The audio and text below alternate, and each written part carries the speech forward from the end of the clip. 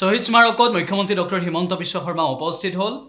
শ্বহীদ দিৱসৰ প্ৰাকক্ষণত শ্বহীদ স্মাৰক উদ্বোধনৰ প্ৰাকক্ষণত মুখ্যমন্ত্ৰী ডক্টৰ হিমন্ত বিশ্ব শৰ্মা উপস্থিত হ'ল আৰু মুখ্যমন্ত্ৰী ডক্টৰ হিমন্ত বিশ্ব শৰ্মাই শ্বহীদ স্মাৰকত উপস্থিত হৈ আজি কি মন্তব্য কৰিলে সেয়া আগবঢ়াইছোঁ। ৰাতিপুৱা 11 বজাত এই শ্বহীদ স্মাৰক প্ৰকল্প শুভ উদ্বোধন কৰিম। আজি বিয়লি 4 বজাত আমি শ্বহীদ স্মাৰক জ্যোতিত আমি অগ্নি সংযোগ কৰিম, যাতে এই অনলডাল সদায় জীৱন্ত প্ৰাণৱন্ত হৈ জ্বলি থাকিব পাৰে, প্ৰজ্বলিত হৈ থাকিব পাৰে। আৰু এই ধৰণে 45 বছৰ পিছত শ্বহীদ খৰ্গেশ্বৰ তালুকদাৰৰ মৃত্যুৰ প্ৰায় 45 বছৰ পিছত আমি অসমৰ কৃতজ্ঞ ৰাইজে তেখেতক আৰু 855 জন শ্বহীদক আমি সন্মান জনাম। অহাকালি এই অনুষ্ঠানটো অসমৰ প্ৰতিখন জিলাতে আমাৰ ৰাইজে চাব আৰু প্ৰতিখন জিলাতে শ্বহীদ প্ৰণামো তোমাক গীতটি পৰিৱেশন কৰিব।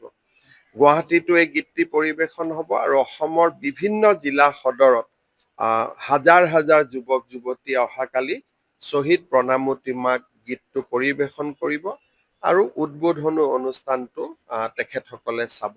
অহাকালি দিনটো আমাৰ জাতীয় জীৱনৰ এটা গুৰুত্বপূৰ্ণ দিন।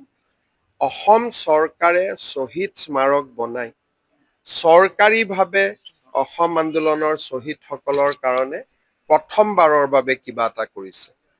আমাৰ বাবে গৌৰৱৰ দিন।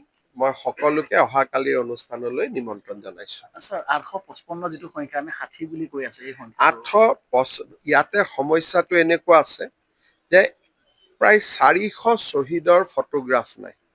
আমি খালি আপোনালোকে একজেক্ট সংখ্যাটো পাব, সেই স্থানবিলাক আমি খালি ৰাখি থৈছোঁ। সেইকাৰণে আমি বিভিন্ন সময়ত 860 জন শ্বহীদো কওঁ, 855 জনো কওঁ, কিন্তু একজেক্ট কথাটো হৈছে যে নাম ঠিকনা আছে, ফটোগ্ৰাফ নাই। কাৰোবাৰ ফটোগ্ৰাফ আছে, নাম ঠিকনা নাই। গতিকে শেষৰ ফালত 10-15 জনৰ ক্ষেত্ৰত এটা কনফিউজন আছে, কিন্তু আটাইতকৈ ডাঙৰ কথা প্ৰায় 400 শ্বহীদৰ আমি ফটোগ্ৰাফ পোৱা নাই। এতিয়া আমি এটা প্ৰকল্প হাতত লৈছোঁ যে তেওঁলোকৰ ভায়েক বা তেওঁলোকৰ ককায়েকক সন্মুখত বহাই তেওঁলোকৰ যিটো একজেক্ট নহ'ব কিন্তু প্ৰায় তেওঁলোকৰ দৰে হ'ব, তেনেকৈ আমি ফটোগ্ৰাফ অংকন কৰাৰ এটা নতুন প্ৰজেক্ট এটাও আমি হাতত লৈছোঁ।